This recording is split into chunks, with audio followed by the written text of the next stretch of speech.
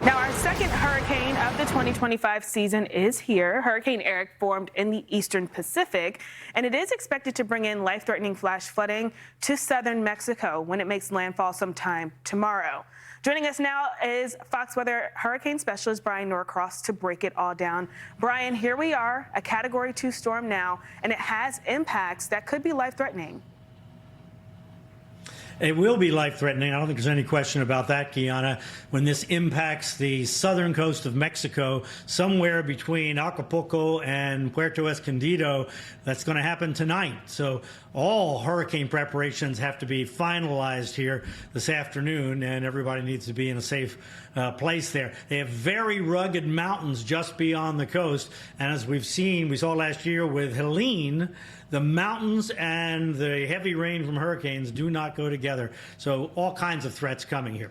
Category 2 hurricane out there right now. Hurricane hunters have been in there to check it out, and the 100-mile-an-hour winds are indeed what's going on. Moving to the northwest at 9 miles an hour, pressure down to 971.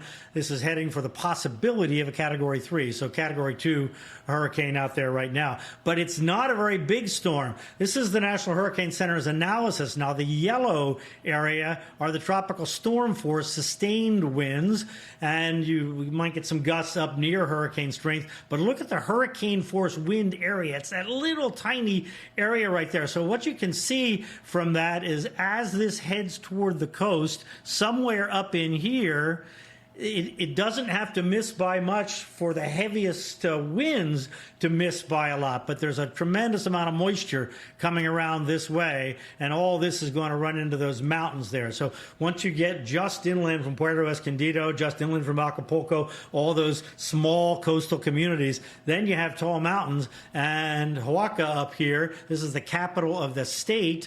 That one is 5,000 feet up elevation up in the mountains. So you can see that there's just a lot of mountainous terrain there that's going to cause a tremendous amount of rain. But exactly where the strongest part of this storm is going to hit, that's an open question, because just a little angle difference makes a tremendous difference of where along this coast between Acapulco and Puerto Escondido that center of strongest winds comes.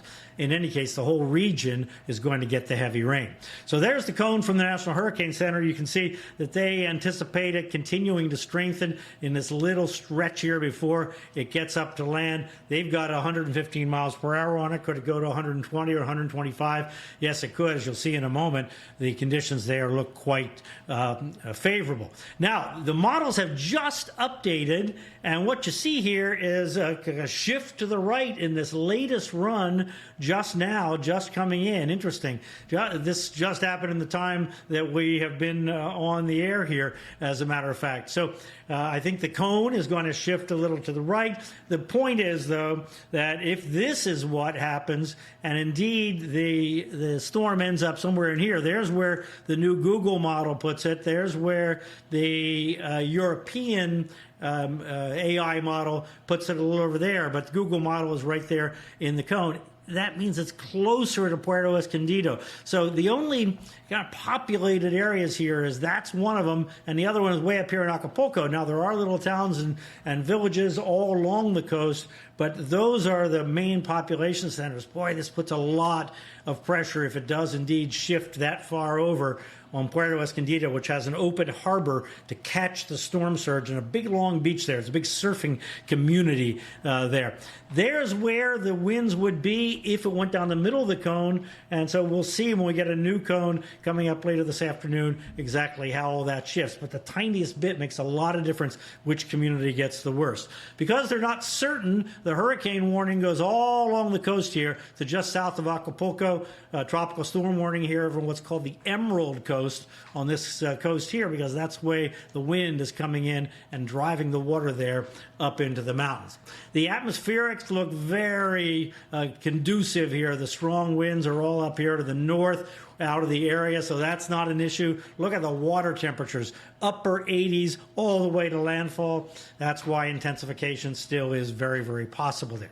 In the Atlantic, boy, we're looking good here. Hostile conditions all across the tropical Atlantic, so no tropical development expected for the next 7 days at least, then I think there's a very good chance nothing is going to develop until July, the way things look right now, Kiana. So for the Atlantic, we're looking good.